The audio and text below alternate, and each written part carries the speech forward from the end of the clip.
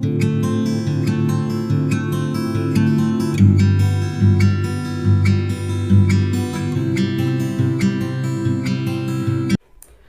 everyone, I am Deepak Sawant. Welcome you to my channel Apollo CBSE classes.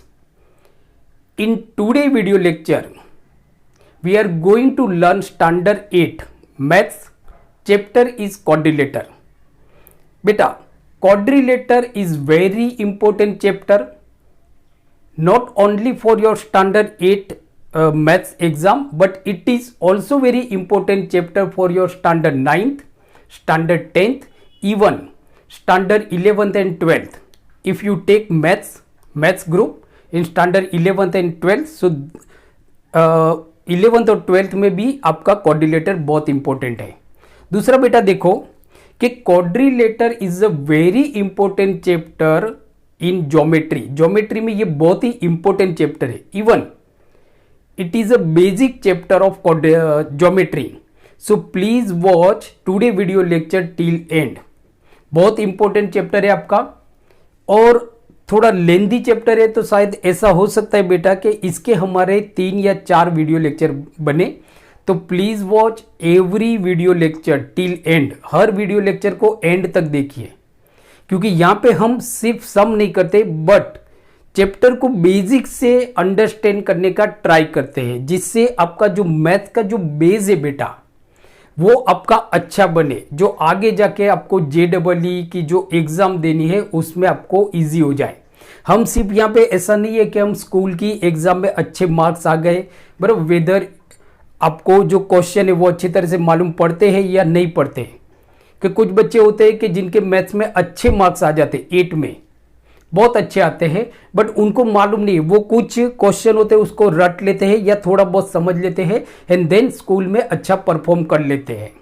But इस तरह से हम यहाँ पे प्रिपरेशन बेटा नहीं करेंगे. हम यहाँ पे मैथ्स का बेस बनाएंगे, ऐसा बेस बनाएंगे कि अगर आपको क्वेश्चन टेक्स्ट बुक्स में से पूछा जाए या बाहर से कॉम्प्लिकेटेड करके पूछा जाए, in that situation you can solve it easily. So that is our motto. So now let's start the chapter. So today we are going to learn Standard 8 Maths. Chapter is Quadrilateral and today is a lecture 1. Today is a lecture 1. So now in our previous class, means के Standard 7th, so we have learned about angle sum property of triangle. हमने class 7th में triangle की angle sum property के बारे में पढ़ा था. And as we know that the sum of all angles of triangle is 180 degree. It is never less than 180 degree और it is never more than 180 degree. Triangle के तीनों angle का जो बेटा सम होता है वो आपका 180 डिग्री होता है. जैसे अब देखो कि हमारा एक ट्राइंगल है, triangle ABC. Suppose this is triangle ABC. तो यहां पे बेटा हमारे 3 एंगल से, angle A, angle B and angle C. तो तीनों एंगल का जो सम होगा बेटा इट इज 180 डिग्री. ये 180 डिग्री होगा, बराबर. Now but in this lecture means के in this chapter, so we will learn angle sum property of quadrilateral, types of quadrilateral, parts of quadrilaterals. इस चैप्टर में बेटा हम पढ़ेंगे क्वाड्रिलेटर के एंगल सम प्रॉपर्टी के बारे में. क्वाड्रिलेटर के अलग अलग जो टाइप्स हैं, जैसे पैरेललोग्राम है, कॉन्वेक्स क्वाड्रिलेटर है, कॉन्केव क्वाड्रिलेटर है, स्क्वायर क्या है, रेक्टेंगल क्या है, रोम्बस क्या है, what are the differences between rectangle and square, बराबर उसके बारे में हम पढ़ेंगे.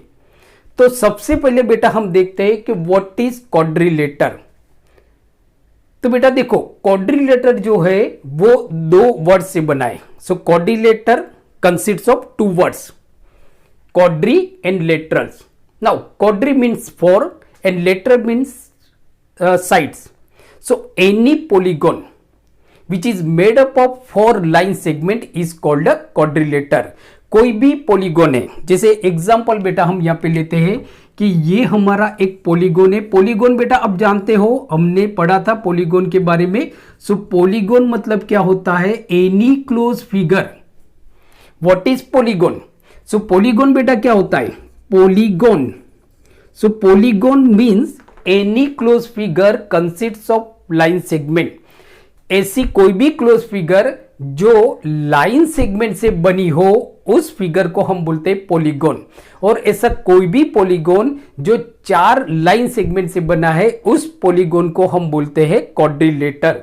तो आप देखो, this is called quadrilateral ABCD। Why? Because it is consists of 4 line segment. Line segment AB, जैसे देखो आपका line segment AB, line segment BC, ये है line segment DC and line segment AD। तो ये 4 लाइन सेगमेंट से बना हुआ पॉलीगॉन है, तो इसको बेटा हम बोलेंगे क्वाड्रिलेटर। क्या बोलेंगे? क्वाड्रिलेटर। अब देखो, क्वाड्रिलेटर में आप देखोगे तो बेटा 4 वर्टेक्स होते हैं, 4 वर्टेक्सिस होते हैं, point A, point B, point C and point D। तो 4 वर्टेक्सिस होते हैं A, B, C and D। तो याद रखो कि ये जो पॉइंट्स है, point A, point B, point C and point D are in the plane such that के एनी 3 ऑफ देम, बराबर, any 3 of them are not collinear, या तो no 3 of them are collinear. ये 4 पॉइंट में से कोई भी 3 पॉइंट कोलिनियर नहीं है, कोई भी 3 पॉइंट कोलिनियर नहीं है। अब कोलिनियर में मतलब बेटा क्या होता है? कोलिनियर, तो जैसे हम कोलिनियर को समझते हैं, कोलिनियर, तो कोलिनियर पॉइंट मतलब क्या होता है? तो सपोज ये हमारा एक लाइन है, लाइन PQR, लाइन PQR। अब आप देखो बेटा कि लाइन PQR पे 3 पॉइंट्स है, point P, point Q and point R, and they all lie on the same line. ये सारे एक ही लाइन पे आए हुए हैं, तो ये सारे पॉइंट को बेटा हम बोलेंगे collinear, collinear.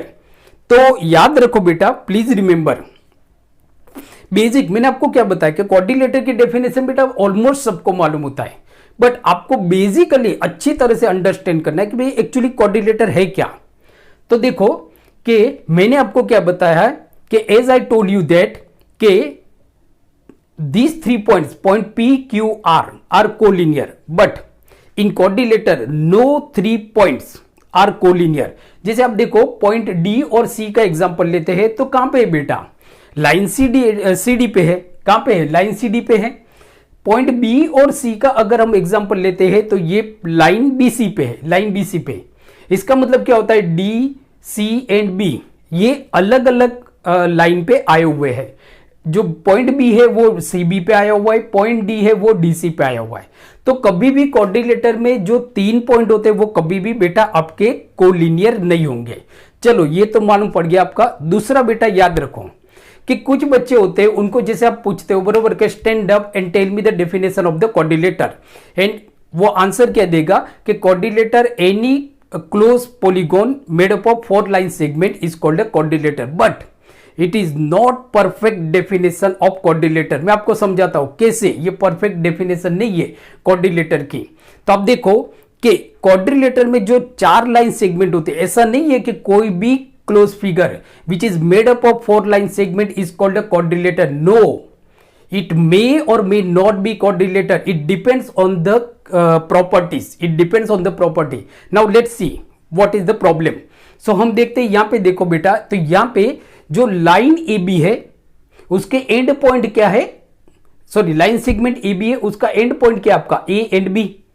Line segment BC, उसका एंड पॉइंट क्या है? B and C। And point क्या होता है? जैसे आप देखो ये हमारा लाइन सेगमेंट है, लाइन सेगमेंट PR, यहां से लेके यहां तक, या तो यहां से लेके यहां तक, तो ये R उसका एंड पॉइंट है, क्योंकि अगर हम P से शुरू करते हैं यहां पे खत्म हो जाता है। P उसका एंड पॉइंट है, क्योंकि अगर हम R से चलना शुरू करते हैं तो बेटा यहां पे हमारा खत्म हो जाता है। तो एंड पॉइंट होता है, लाइन सेगमेंट में एंड पॉइंट होते हैं। तो अब देखो लाइन सेगमेंट AB में एंड पॉइंट है A and B, line segment BC में एंड पॉइंट है B एंड C। तो इन क्वाड्रिलेटर में जो लाइन सेगमेंट एक दूसरे को इंटरसेक्ट करते हैं, they intersect at there and point. In quadrilateral, line segments intersect each other at their end point. They never intersect each other except their end point. So this is the perfect definition of quadrilateral. Perfect definition. सही है। चलो आगे पढ़ते हैं। अब देखो बेटा, मैं आपके पास आपको एक फिगर बनाता हूं, एक फिगर लेके इस चीज को और अच्छी तरह से समझाता हूं, बहुत अच्छी तरह से, जिसे आप समझ जाओगे कि भाई ऐसा नहीं होता है कि कोई भी पॉलीगॉन जो 4 लाइन सेगमेंट से बना है वो आपका पॉलीगॉन मतलब क्वाड्रिलेटर है। नहीं, ऐसा नहीं होता है। चलो इसको थोड़ा डिटेल में समझते हैं, एक फिगर से समझते हैं, क्योंकि ये ज्योमेट्री है। तो ज्योमेट्री में बेटा वर्ड्स पे ज्यादा फोकस मत करो। Geometry is a subject of figure. Geometry is a subject of figure. If you can understand the figure very much, बरोबर, अगर आप फिगर को अच्छी तरह से समझते हो then you can be a master of geometry. You can be a master of geometry. So geometry is a game of figure. Geometry is a game of figure. Understand the figure very very well, बरोबर। That is the क्या बोलते हैं बेटा, उसको हम बोलते हैं ना कि भाई एक जरूरी पॉइंट है, इसको समझना पड़ेगा आपको। क्वाड्रिलेटर है, ज्योमेट्री है, इसको समझना पड़ेगा कि भाई ये फिगर का सब्जेक्ट है। फिगर अंडरस्टैंड करो।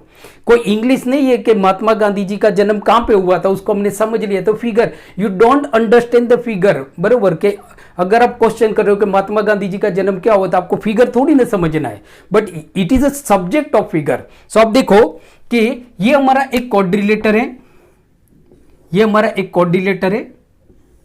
इस क्वाड्रिलेटर को बेटा हम नाम दे देते हैं क्वाड्रिलेटर नहीं बोलेंगे, ये हमारी एक पॉलीगॉन है। Sorry, this is not quadrilateral. जैसे मैंने आपको बताया ये हमारी एक फिगर है, एक पॉलीगॉन है। अब आप देखो this polygon is made up of 4 line segment. Line segment A B, line segment D C 2 हो गए, लाइन सेगमेंट बी डी 3 हो गया, लाइन सेगमेंट ए सी 4 हो गया। तो अब आप इसको तो क्वाड्रिलेटर बोलोगे, क्योंकि आपने तो ये पढ़ा है कि कोई भी पॉलीगॉन या कोई भी close polygon which is made up of 4 line segment is called a quadrilateral.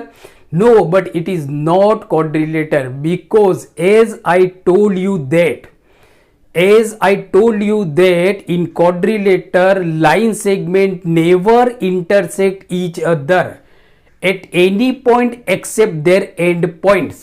तो यहां पे अंडरस्टैंड करो बेटा। अब देखो कि लाइन सेगमेंट जो लाइन सेगमेंट है, line segment BD and line segment AC. तो लाइन सेगमेंट बीडी का जो एंड पॉइंट है वो है बी और डी। प्लीज रिमेंबर, अच्छी तरह से देखो, हमको बेसिक करना है बेटा, बेसिक करना है, मैथ्स में मास्टर बनना है हमको। कोई रटना नहीं है, कुछ सम को रट के जाएंगे स्कूल में मार्क्स ला देंगे, नहीं, हमको बेस बनाना है, जिससे हम आगे की जो एग्जाम है आपकी JEE या ऐसी जो एग्जाम है, मैथ्स ओलंपियाड की जो एग्जाम है, उसमें हम अच्छा परफॉर्म कर सके। इसकी वजह से हम यहाँ पे पढ़ते हैं। कोई मैं यहाँ पे स्कूल के लेक्चर नहीं डाल रहा हूं कि आपके स्कूल के कुछ सम करवा दिए और आप नहीं, मैं यहाँ पे आपका बेस बनाना चाहता हूं, मैथ्स में आपका अच्छा बेस बनाना चाहता हूं। चलो तो आप देखो बीडी के जो एंड पॉइंट है वो है बी और डी, एसी का जो एंड पॉइंट है वो है ए और सी। बट ये दोनों लाइन एक दूसरे को इंटरसेक्ट कर रही है। कहां पे इंटरसेक्ट कर रही है बेटा, तो ये दोनों पॉइंट ओ पे इंटरसेक्ट कर रही है, इस पॉइंट पे दोनों इंटरसेक्ट कर रही है, और ये पॉइंट ओ इनका एंड पॉइंट नहीं है। तो this is not a quadrilateral. तो इसको बेटा हम क्वाड्रिलेटर नहीं बोलेंगे, मालूम पड़ गया।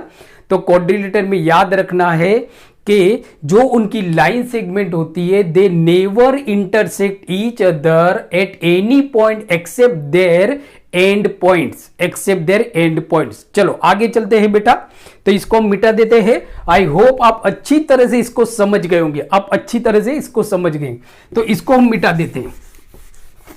अब बेटा देखो हम क्या पढ़ रहे हैं नाउ, अब हम पढ़ेंगे क्वाड्रिलेटर के पार्ट्स के बारे में, क्वाड्रिलेटर के पार्ट्स के बारे में। तो अब देखो कि क्वाड्रिलेटर में साइड्स कितनी होती है। तो साइड्स की अगर हम बात करें तो क्वाड्रिलेटर में 4 साइड्स होती है, मींस के 4 लाइन सेगमेंट होती है। देखो line segment A B, line segment B C, line segment D C and line segment D A या तो A D. So line segment A B, line segment B C, line segment C D and line segment A D. तो याद रखो बेटा quadrilateral में 4 sides होती है, 4 sides होती है। There are 4 sides. Sides A B हाँ, साइड ए बी को आप साइड बी ए भी बोल सकते हो बेटा, कोई टेंशन नहीं है, साइड बी ए भी बोल सकते हो। हाँ, कोऑर्डिनेटर को हम लिखेंगे कैसे, बोलेंगे कैसे, तो इस कोऑर्डिनेटर को मैं coordinator A B C D बोल सकता हूं या coordinator B C D A बोल सकता हूं, या तो मैं इस कोऑर्डिनेटर को coordinator A D C B बोल सकता हूं। मतलब या तो मैं इसको एंटी क्लॉकवाइज रीड करूंगा या तो मैं इसको मतलब कि क्लॉकवाइज रीड करूंगा, बराबर, या तो मैं इसको एंटी क्लॉकवाइज रीड करूंगा, बट जंप नहीं लगाऊंगा बेटा, मैं जंप नहीं लगाऊंगा। अब देखो मैं इसको रीड करता हूं coordinator A B C D, तो मैं ऐसे रीड कर रहा हूं, ये एंटी क्लॉकवाइज है। या तो मैं इसको बोलूंगा coordinator A D C B, मतलब ऐसे, ये क्या है, तो ये क्लॉकवाइज है, बट मैं ऐसे नहीं रीड कर सकता coordinator A C B D, नहीं, क्लॉकवाइज नहीं है, या तो एंटी क्लॉकवाइज रीड करो, बराबर, whether read as anti clockwise और क्लॉकवाइज, अंडरस्टूड, मालूम पड़ गया। हाँ, इसको लिखेंगे कैसे शॉर्ट में, क्योंकि हर बार हम स्पेलिंग तो नहीं लिखेंगे ना कोऑर्डिनेटर्स, बराबर, तो हम इसको ऐसे लिखेंगे बेटा, इस कोऑर्डिनेटर को coordinator A B C D. Now it can be read as a coordinator ABCD. It can be read as a coordinator ABCD. तो मालूम पड़ गया। Now अब देखो साइड्स पे आते हैं हम। तो कोऑर्डिनेटर में 4 साइड्स होती है, 4 साइड्स होती है, एंड देयर आर 4 एंगल्स।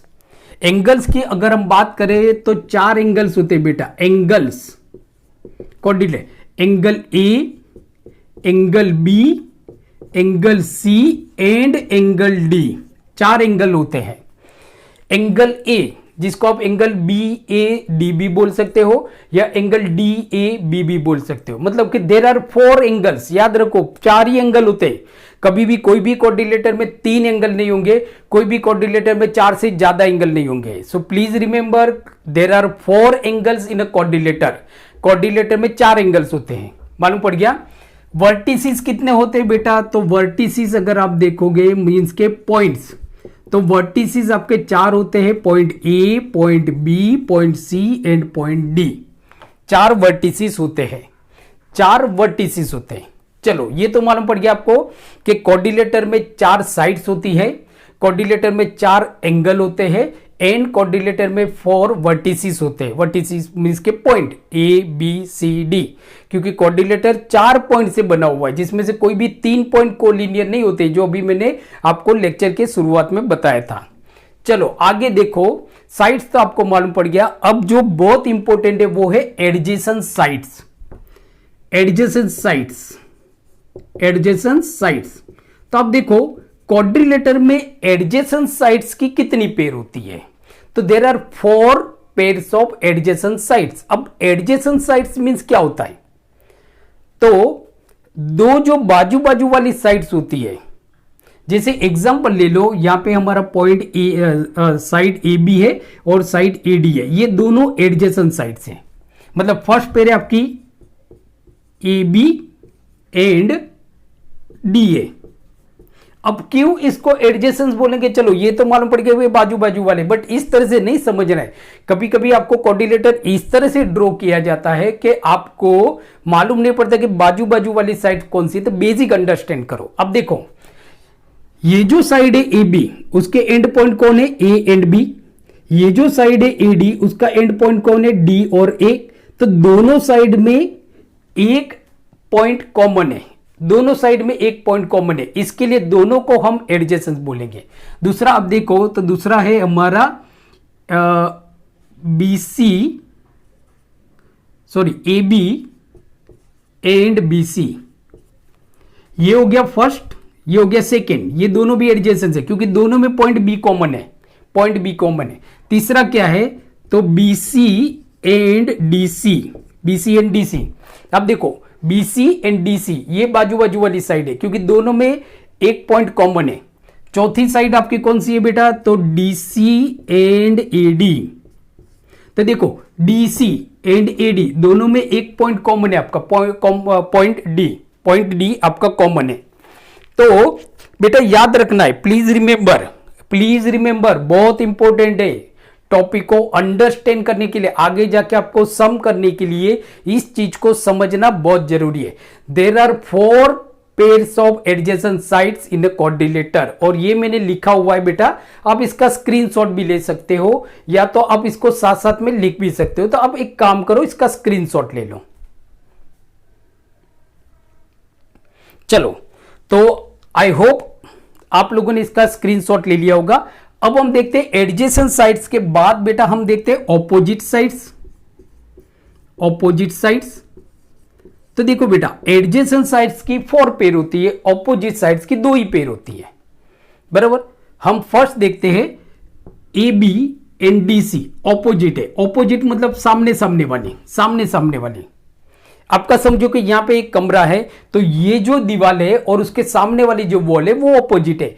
ये जो वॉल है और ये जो वॉल है ये दोनों ऑपोजिट है। हाँ, ये वॉल और ये वॉल आपकी बाजू बाजू वाली मतलब एडजेसेंट से। तो ऑपोजिट साइड्स की आपकी 2 पेयर होती है। फर्स्ट पेयर है आपकी A B and D C, ये हो गया। इसको आप लाइन सेगमेंट भी लिख सकते हो, बराबर। सबको आप लाइन सेगमेंट भी लिख सकते हो। अब देखो A B and D C, क्यों ए बी और डी सी? तो देखो ए बी जो है उसके एंड पॉइंट कौन है? A and B. डीसी के एंड पॉइंट कौन है? D and C. So there is no common end point between this 2 sides. ये 2 साइड के बीच में कोई भी कॉमन एंड पॉइंट है ही नहीं, कोई भी नहीं है। जबकि एडजेसेंट साइड में एक जो पॉइंट होता है वो कॉमन होता है, जो दोनों साइड में होता है। इसके लिए दोनों बाजू बाजू वाली साइड को हम बोलते हैं एडजेसेंस। उसी तरह से बेटा देखो बीसी और DA, BC and DA are opposite sides. ये ऑपोजिट साइड्स है क्योंकि आप देखो बीसी के एंड पॉइंट क्या है बेटा? B and C. What are the end point of line segment AD? A and D, A and D. So there is no common end point between these 2 lines. So therefore these 2 lines are called opposite sides. इनको हम बोलेंगे opposite sides. तो quadrilateral में 4 pair होती है adjacent sides की and 2 pair होती है opposite sides की, 2 पेयर होती है opposite sides की। अब एंगल की बात करते हैं हम, एंगल की। तो इसको बेटा मैं मिटा देता हूं, शायद आप लोगों ने लिख लिया होगा क्योंकि बोर्ड छोटा है और समझना हमको ज्यादा है। तो देखो अब हम बात करते हैं बेटा, फर्स्ट हम देखते हैं जैसे हमने एडजेसेंट साइड देखा वैसे हम एडजेसेंट एंगल देखते हैं बेटा। एडजेसेंट एंगल, एडजेसेंट एंगल्स, इसको थोड़ा अच्छी तरह से हम समझते हैं। एडजेसेंट एंगल्स को हम थोड़ा अच्छी तरह से समझते हैं। जैसे आप देखो कि मैं यहां पे बना रहा हूं एंगल डी ए बी। एक एग्जांपल हम बनाते हैं एंगल डी ए बी, जिसमें हमारा एंगल बी है, सॉरी एंगल ए है। अब एंगल डी ए बी की अगर आप आर्म्स देखोगे तो कौन सी है? डी ए और A B, D A and A B, ये इसकी आर्म्स है। उसी तरह से आप देखो तो इस एंगल की हम बात करें तो इसको हम क्या बोलेंगे? Angle E B C, angle E B C. तो आप देखो एंगल एबीसी आपका कैसे बनाए? एंगल एबीसी कैसे बनाए? तो ये साइड है एबी और ये साइड है हमारे बीसी, उससे बनाए ना। तो बीसी एंड एबी, तब देखो ये दोनों एंगल में मींस के एंगल ए में और एंगल बी में, ये दोनों एंगल में जो साइड ए बी है ना वो बेटा आपकी कॉमन है, वो बेटा आपकी कॉमन है। इसके लिए एंगल ए और एंगल बी एडजेसेंट एंगल है। क्या है? Adjacent angle. तो हमारे एडजेसेंट एंगल की जो फर्स्ट पेयर बनेगी वो बनेगी angle A and angle B, बराबर। अब हम आगे चलते हैं, दूसरा एडजेसेंट एंगल आपका कौन सा है बेटा? तो आप देखो एंगल बी और एंगल सी, ये दूसरी पेयर है बी एंड सी। मैं समझा देता हूं कैसे। तो आप देखो एंगल बी आपका कैसे बना है? ए बी और बी सी से। एंगल सी आपका कैसे बना है? बी सी और डी सी से। तो दोनों में एक साइड तो आपकी कॉमन है, तो दोनों एडजेसेंट एंगल हो गए। दोनों क्या हो गए? Adjacent angle. उसी तरह से angle C and angle D and angle D and angle A. So I hope आप अच्छी तरह से समझ गए होंगे। मैं एंगल डी और ए की बात करता हूं। ये एंगल डी मतलब कि सी डी ए, तो एंगल डी किससे बना है, डीसी और एडी से। एंगल ए किससे बना है, एबी और एडी से। तो दोनों में एडी साइड तो कॉमन है ना, तो दोनों एडजेसेंस हो गए, दोनों एडजेसेंस एंगल। तो जैसे आपने देखा कि there are 4 pairs of adjacent sides, same उसी तरह से there are 4 pairs of adjacent angles, adjacence angle. बेटा ये समझना बहुत जरूरी है, सम करने के लिए इसको समझना बहुत जरूरी है। अब आप देखो एडजेसेंस एंगल हमारा हो गया। अब हम बात करते हैं ऑपोजिट एंगल्स, ऑपोजिट एंगल्स। तो बेटा ऑपोजिट एंगल की आपकी दो ही पेयर बनेगी। जैसे देखो एंगल ए और एंगल सी, मैं समझाता हूं। एंगल ए की मैं बात करता हूं तो एंगल ए को मैं क्या बनूंगा, angle B A D, angle B A D. तो अब देखो एंगल बी ए डी की साइड कौन कौन सी है, आर्म कौन कौन सी है, तो A B and A D, सही है। अब इस एंगल की बात करें एंगल सी, तो उसको मैं क्या बोलूंगा, angle B C D, angle B C D. तो इसमें कौन कौन सी उसकी आर्म है, arm B C and arm D C. तब देखो दोनों एंगल में कोई भी जो आर्म है ना वो बेटा कॉमन नहीं है, कॉमन नहीं है। तो हम इस एंगल को और इस एंगल को हम ऑपोजिट एंगल बोलेंगे। क्या बोलेंगे बेटा, ऑपोजिट एंगल। तो ऑपोजिट एंगल आपका फर्स्ट हो जाएगा। ऑपोजिट एंगल बेटा समझना बहुत जरूरी है, ऑपोजिट एंगल। तो angle A and angle C ये आपके ऑपोजिट एंगल है, सामने सामने वाले एंगल, सामने सामने वाले एंगल, बराबर। उसी तरह से angle B and angle D, angle B and angle D. तो ये हमारे ऑपोजिट एंगल्स हो गए। तो there are 4 pairs of adjacent sides as well as adjacent angle, and there are 2 pairs of opposite sides as well as opposite angles. So आप इसका screenshot बेटा ले सकते हो। So please take a screenshot.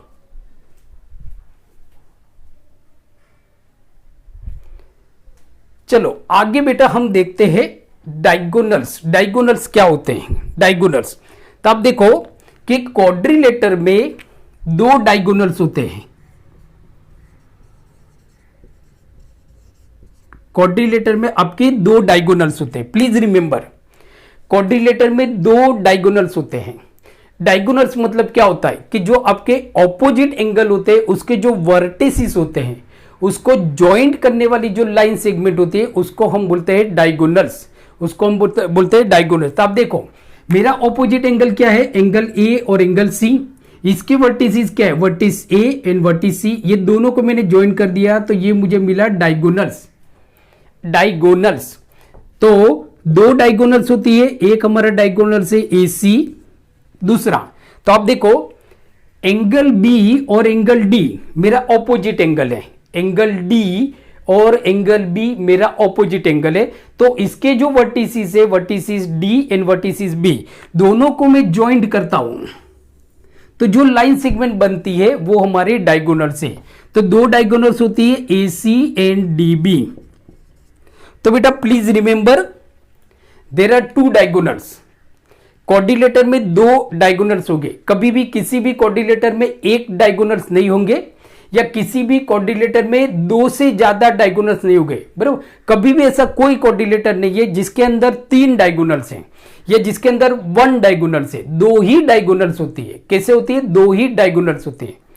तो इसको हम बोलते हैं बेटा, जैसे हमने यहां पे क्या पढ़ा, हमने क्वाड्रिलेटर के बारे में पढ़ा, साइड्स के बारे में पढ़ा, एंगल्स के बारे में पढ़ा, वर्टिसेस के बारे में पढ़ा, adjacent sides and adjacent angle के बारे में पढ़ा, opposite sides and opposite angles के बारे में हमने पढ़ा, and we have learn about diagonals.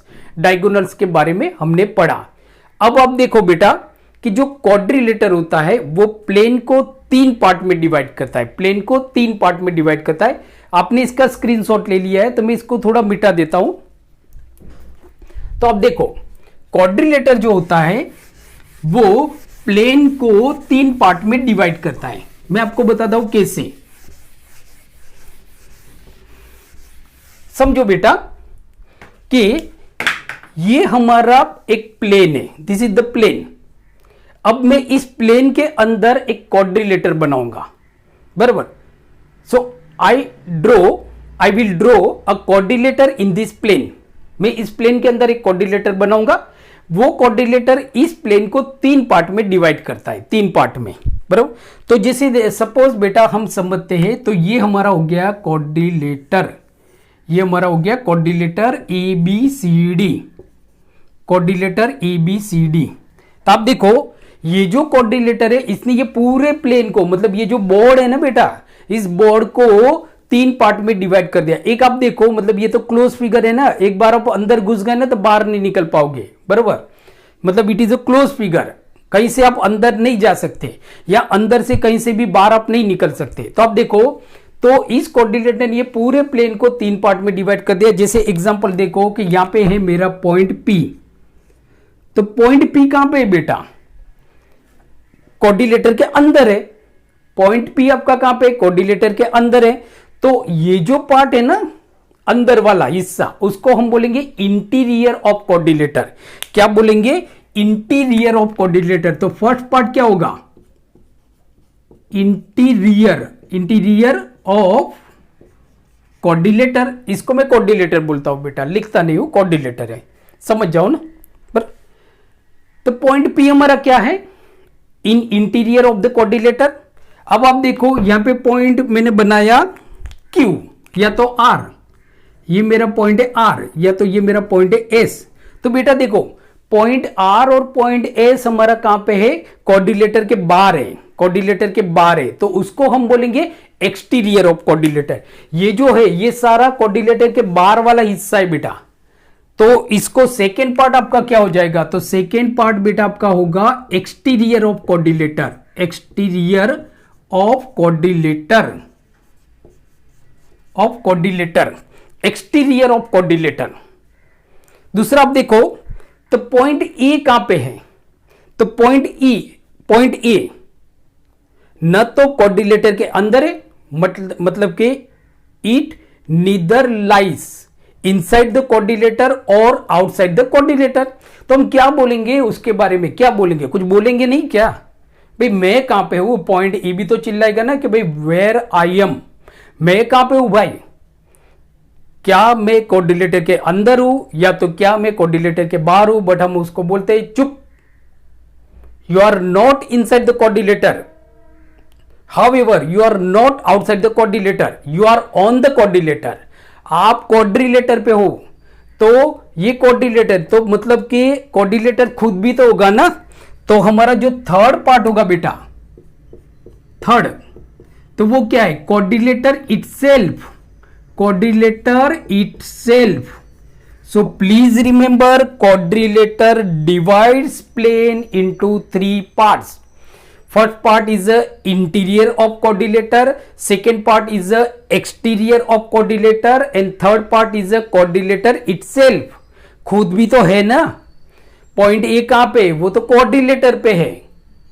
आप किसी दीवार पे, एक खेतर है, आप गांव में गए, खेतर में गए, बरोबर, खेत में गए, तो आप दीवार पे खड़े हो, तो ना तो आप खेत के अंदर हो ना तो आप खेत के बाहर हो, आप तो दीवार पे खड़े हो, बरोबर। You are standing on a wall, बराबर, you are not inside the form और outside the form. So coordinator 3 part में डिवाइड करता है प्लेन को। तो बेटा यहां पे हमने देखा कोऑर्डिनेटर के बारे में, कोऑर्डिनेटर के पार्ट्स के बारे में हमने देखा, डायगोनल्स के बारे में देखा, बराबर। नेक्स्ट वीडियो लेक्चर में बेटा हम बात करेंगे angle sum properties of coordinator and types of coordinator. तो next video lecture lesson 2 coordinator lesson 2 देखना मत भूलिए। और thank you very much for watching today video lecture. आपके कुछ भी कमेंट्स हो, कुछ भी सजेशन हो या कोई चैप्टर आप जानना चाहते हो तो आप मुझे नीचे कमेंट्स बॉक्स में लिख सकते हो। अगर आप मेरी चैनल अपोलो सीबीएसई क्लासेस पे नए हो तो please subscribe my channel Apollo CBSE classes और बेल आइकन को प्रेस करना मत भूलिए, जिससे जितने भी आने वाले वीडियो लेक्चर है मैथ्स के, साइंस के, एसएस के, इंग्लिश ग्रामर के सारे वीडियो लेक्चर को आप मिस नहीं करोगे। दूसरा, मेरी जो दूसरी चैनल है toppers biology for standard 11 12th biology, उसको भी आप सब्सक्राइब कर सकते हो। हमारी ऐप अपोलो सीबीएसई क्लासेस को आप प्ले स्टोर पे जाके डाउनलोड कर सकते हो, जिससे आप घर बैठे ऑनलाइन में फ्री में टेस्ट आप दे सकते हो, अलग अलग वीडियो देख सकते हो, पीडीएफ आपको मिलेगी। So thank you very much for watching my channel. So keep watching, keep studying और अपोलो सीबीएसई क्लासेस के फैमिली के साथ जुड़े रहिए। Thank you very much.